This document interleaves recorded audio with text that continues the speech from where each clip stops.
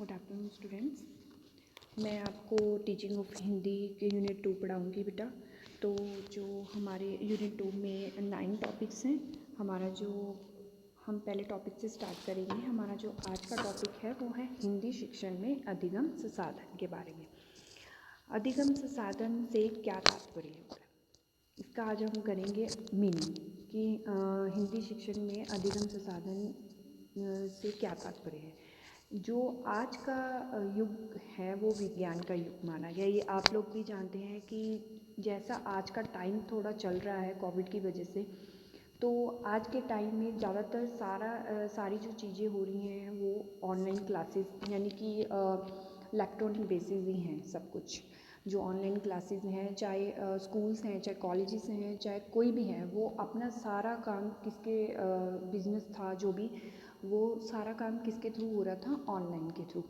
तो जो ये विज्ञान ने का जो क्षेत्र है वो बढ़ता ही जा रहा है। आने वाले टाइम में आई थिंक हमने कभी सोचा भी नहीं था कि हम ऐसे भी पढ़ेंगे या पढ़ाएंगे, ठीक है। और अगर ये ऐसी चीज़ें नहीं होती तो शायद जैसे कि 1 साल होने वाला है कोविड को, तो आई थिंक बच्चे पढ़ पाते।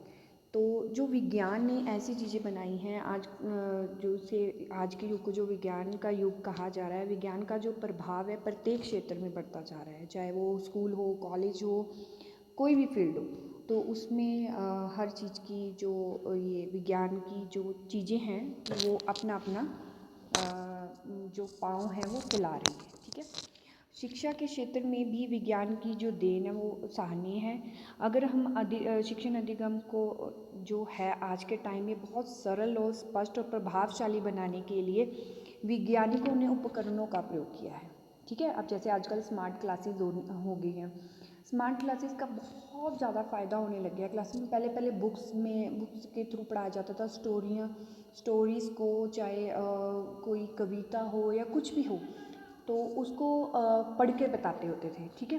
तो हम खुद ही वो, अगर हम ध्यान से सुनते तो उस चीज़ को हम इमेजिन करते थे, ठीक है ना। बट आज के युग में जो है स्मार्ट क्लासेस पाठ्य सामग्री से पहले कंप्यूटर में जो चित्र होते हैं उनमें अनुच्छेद आदि के रूप में भूल जाती है। आज हमें जैसे मान लो कोई टॉपिक पढ़ाना, चाहे कोई कहानी पढ़ानी, तो हम वो पिक्चर के थ्रू बच्चों को एक्सप्लेन कर सकते हैं, क्योंकि आज का जो टाइम है बच्चा देखकर ज़्यादा सीखता है, ठीक है। नॉर्मल चीज़ें हो गई हैं, प्रेजेंटेशन के थ्रू हम बहुत अच्छे से बच्चों को समझा सकते हैं, मॉडल्स के थ्रू समझा सकते हैं। स्मार्ट क्लासेस में हम बिना बुक हाथ में लिए स्मार्ट बोर्ड के नीचे रख कर हम उसको ईज़िली बच्चों के आगे हम एक्सप्लेन कर सकते हैं। और शिक्षण अधिगम के प्रक्रिया के दौरान जो विद्यार्थियों को पाठ्य पुस्तक की आवश्यकता भी नहीं होती है, ठीक है ना।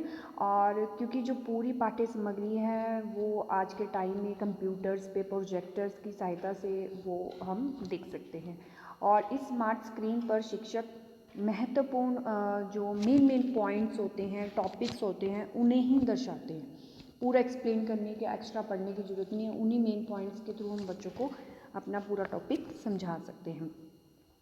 और आज जो भारत में कुछ विद्यालय ऐसे हैं जहाँ पर स्मार्ट क्लासेस स्टार्ट हो चुकी हैं। वैसे तो ऑलमोस्ट हो ही चुकी हैं सब जगह, ठीक है। कई ऐसे अभी गवर्नमेंट स्कूल या कुछ और छोटे स्कूल्स होंगे जिसमें स्मार्ट क्लासेस का अभी प्रयोग नहीं किया जा रहा होगा। लास्ट में ये बोलना है कि जो ये सहायक सामग्री है वो वर्तमान समय में शिक्षण अधिगम प्रक्रिया में तकनीकी उपकरणों का प्रयोग अधिक होने लगा है। वो तो आपने और हमने ये सारी चीज़ें लाइव देख ली हैं कि कैसे शिक्षण अधिगम में ये जो ये प्रक्रिया है तकनीकी उपकरणों की, इसके थ्रू जो हमारी स्टडी है उसको हमने सरल, स्पष्ट और प्रभावशाली बना दिया है। यानी कि बच्चों के लिए हर चीज़ इजी हो चुकी है। पहले हमें क्या होता था, हमें किसी टॉपिक को पढ़ना होता तो हमें लाइब्रेरी जाना पड़ता था, बुक्स ढूंढनी पड़ती थी। लेकिन आज तो गूगल में, यूट्यूब पे हर चीज़ घर बैठे ही बच्चों को ईज़िली प्रोवाइड हो जाती है। तो ये है शिक्षण संसाधन में इसका अर्थ। हम आगे पढ़ेंगे सहायक सामग्रियों का वर्गीकरण और महत्व। पाठ योजना में क्या क्या चीज़ें शिक्षण अधिनियम के दौरान हमें क्या क्या चीज़ें प्रयोग कर सकती हैं। एक तो श्रव्य दृश्य सामग्री का प्रयोग कर सकते हैं, श्रव्य सामग्री का प्रयोग कर सकते हैं और दृश्य श्रव्य सामग्री दोनों का प्रयोग कर सकते हैं कि कैसे जो शिक्षण अधिनियम ये कैसे शुरू हुआ, कैसे इसका धीरे धीरे हमने पहले इसको दृश्य के द्वारा, फिर श्रव्य के द्वारा, फिर कैसे दृश्य श्रव्य दोनों चीज़ों का प्रयोग करके हम शिक्षण अधिनियम को कैसे सरल और प्रभावशाली बना सकते हैं। ठीक है, ये हम टॉपिक कल ये जो 3 पॉइंट्स हैं इनको एक्सप्लेन कल करेंगे। ठीक है, थैंक यू।